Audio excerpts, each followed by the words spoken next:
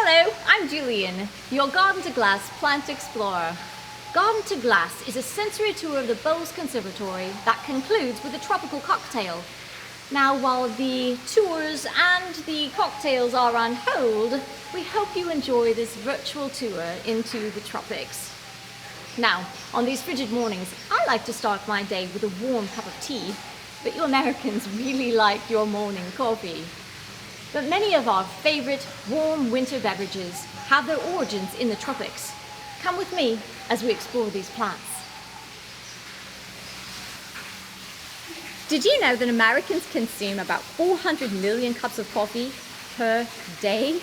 After crude oil, coffee is the most sought after commodity in the world, to the tune of about $100 billion. Now that's a lot of coffee. And this little tree here is where it all starts.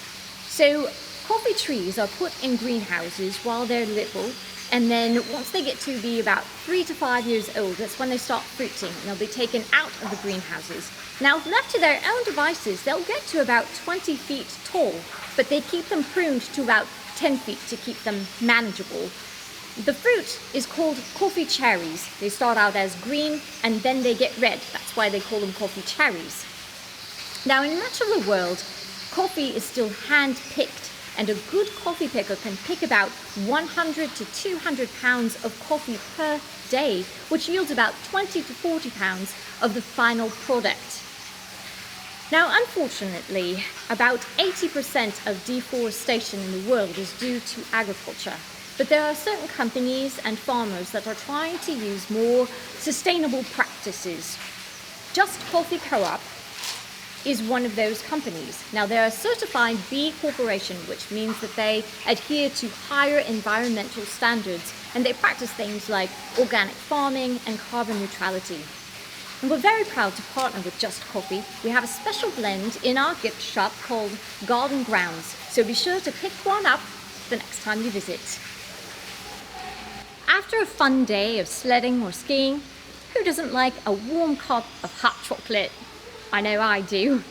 Now, this is the cacao tree. This is where chocolate comes from. It's native to the tropics of the Americas.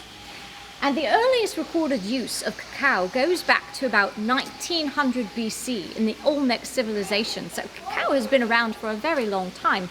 This is an example of the fruit. This is the cacao pod. You can hear it when it's dried. It sounds a little bit like a maraca, right? Now, the Latin name for the cacao tree is Theobroma cacao. So Theo meaning God and Broma meaning food gives a clue to its taste. It's literally the food of the gods, which many people would probably agree with. But there's a really cool fact about the cacao tree, and I'll show you right here. So this is an example of something called cauliflower, which is the botanical name for the flowers here that sort of fruit and come out of the trunk of the tree itself.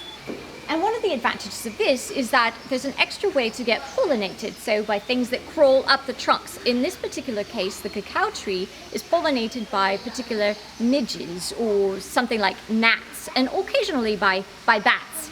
So it's something that we're not quite used to. Usually we think of pollinators as bees and butterflies and things like that, but this gives the plant a little extra advantage. You can support sustainable agriculture the next time you buy one of your tasty chocolate treats. The Chocolate Caper, which is a local store that uses Rainforest Alliance Certified cacao, is one of those companies that's helping with this additional problem. So Rainforest Alliance Certified cacao, or farms, use sustainable practices, they support the protection of endangered species, and they don't contribute to additional deforestation, which is obviously a major problem within the world. We hope you've enjoyed learning about these tropical plants that warm our bellies on these frigid winter days.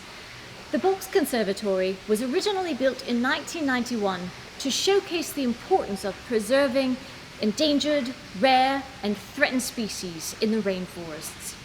We hope that you will join the movement to support sustainable agriculture and preserve and protect our remaining rainforests. We'll be back next month with another Garden to Glass virtual tour into the Bolz Conservatory. Bye-bye!